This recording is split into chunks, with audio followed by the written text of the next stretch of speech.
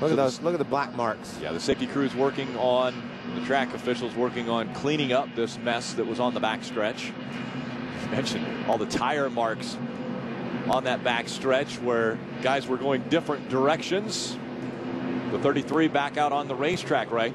A good bit of damage there, Rick, but Ron Hornaday saying it's rolling okay. Now, when Danny Stockman, the truck chief, got under there, he said the right front sway bar arm was completely worn off. So Rick Wren is cautioning Ron Hornaday that it may be steering okay and running all right now, but if we go back to green here, be very, very careful. Don't get yourself hurt. They're thinking it's okay to roll right now, but Hornaday has no idea what this truck will do once they get back up to speed. It was 224 points, the point difference between Hornaday and Crafton when they started this race. As they're running on the racetrack now, it's 178 points that separate them. One of the drivers that was involved in this most recent incident, already out of his truck and out of the infield care center, Chad McCumbie's with Chris Devoda. That's right, Rick. Chad McCumbie out of the care center. Chad, so frustrating when you get that close to the finish of a race, especially here at a restrictor plate track. What did you see from your vantage point? Well, coming off of two, I seen them guys get together and seen Todd start to move around, and I thought we were going to be okay, and then it seemed like it took them a while to wreck, and once they did wreck, I mean, there was just nothing we could do. I hate it that we're getting TV time like this for the T-Wee Chevrolet and SS Greenlight Racing, but got to thank everybody that came on board to help us get through this year, and we've had a real good one, and I think we're in position to get at least a top 10 there. We'd put ourselves, I felt like we needed to be in this, whatever line the 6 truck was in, and we got together with the 6 over there. Got to apologize to him for that. I seen nothing. The next thing I know, I was beside him. So it was, sun gets really bad over there that time of day. And like I said, just hate it for all the folks at T-Wee and ASI Limited and Spectrum, Max O'Neill. I was hoping we'd get a good one. All right, I know it's frustrating. Good news, Chad. Texas, one of your best tracks, is next. Adam? Kyle Busch leads this field. His teammate right behind him, Eric Almirola. Busch said on the radio, I want us to finish 1-2, but in order for that to happen, Almirola is going to have to push me off of turn 4 to the win. As far as fuel mileage is concerned for Eric, I just talked to his crew chief, Doug George. I said, how close is it? He said, all these caution laps certainly aren't helping me any. And again, we've already gone past lap 95. This one was scheduled to go only to 94. We can see the moon pretty clearly here on Halloween. Let's go back to the infield and Chris Devoda. Max Pappas just emerging from the care center. Max, it looked like you were going to get through all that, and then at the last minute, and here it's so close to the end of the race. What happened? I mean, first of all, I was really excited. You know, the Geico Toyota was running so well. I was really, really happy for what I was doing. You know, gaining experience, and the guys gave me a really, really good truck. Unfortunately, looked like that. Basically, I saw Todd getting tangled up sideways, and after I saw a truck hitting me, went sideways, and I had a puncture. And I was trying to gather it back and go into the pit, but I couldn't steer anymore the truck, and I hit the 5. And it's too bad, you know. Like now we hope that maybe Todd can bring one home, you know. But it was a great run for the Geico Toyota. I had a blast, and I learned a lot. Unfortunately, we have a towed-up truck, but I hope we're still, you know, I enjoyed it a lot, and except for the last 30 seconds. All right, thanks, Max. Mateo's waiting for you. First green-white checkered ever at Talladega Superspeedway. Kyle Busch just in front of Eric Almirola. Green flag back in the air. Or if I'm Kyle Busch, I'm awfully glad I've got my teammate behind me. There's a bunch of other trucks that aren't his teammates, though. Well, Kyle Busch made a decision with about 7-8 laps to go.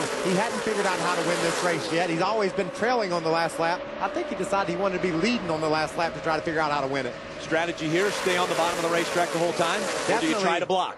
Oh, both. I mean, you're going to go wherever the trucks behind you go. You're going to commit to stay on that bottom line if you're leading, but then here comes somebody you're going to have to block. Todd Bodine goes up high. Eric Almirola tries to block him. They go through the speedy dry. No problems there. Here comes Bodine to the outside of Kyle Busch for the lead. Coming down to 1 lap to go. Come on, still got some help. A huge run for Todd Bodine. He had help from the 88. Now he moves in front of Kyle Busch. He makes the pass. 1 lap of racing to go when they cross the stripe. Todd Bodine looking to make it 5 in a row on the super speedways. Anything happens now, it's Todd Bodine's race. The caution flies, he wins. Matt Crafton still has a bit of a run on the outside. He's even with the 51 of Kyle Busch. And he has Colin Brown behind him, one of the stronger trucks today. Can that outside line move? Down the backstretch they go. Look at them all moving around, all the bump drafting going on. Todd Bodine, Kyle Busch, 1 and 2 down the backstretch. Here comes the 88 of Matt Crafton. A good push from the 6 of Colin Brown. He gets shuffled back. Todd Bodine goes up high. Now they're moving 2 and 3 wide out of turn 4. Todd Bodine hugging that yellow line as they come out of turn 4. Just the triangle to go.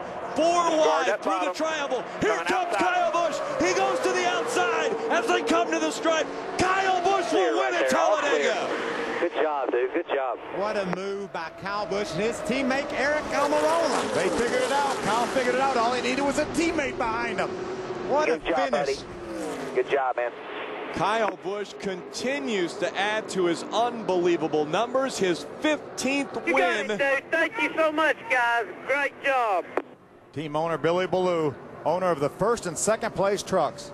Kyle Busch knows. He smiles. He points. That's his teammate right there, Eric Almirola. You did it. You pushed me up front. I am now a winner once again. Guess what? That is his 5th win in a row when he starts in the Truck Series this year. And guess what else? It's the first ever 1-2 finish for Billy Ballou Motorsports. 51 and 15 finishes 1st and 2nd for the first time. But I'm telling you, when they put Eric Almirola in one of those Billy Ballou trucks, there's some magic happened there.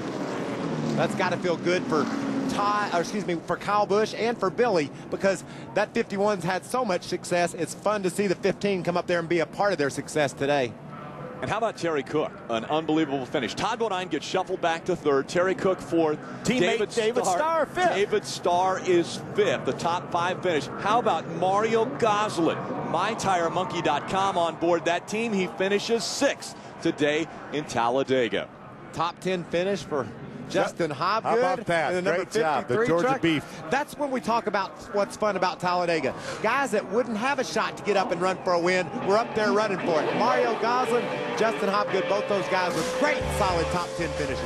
Kyle Busch gets his 6th win of the 2009 season in the Camping World Truck Series. We'll be back to hear from him and see him in Victory Lane.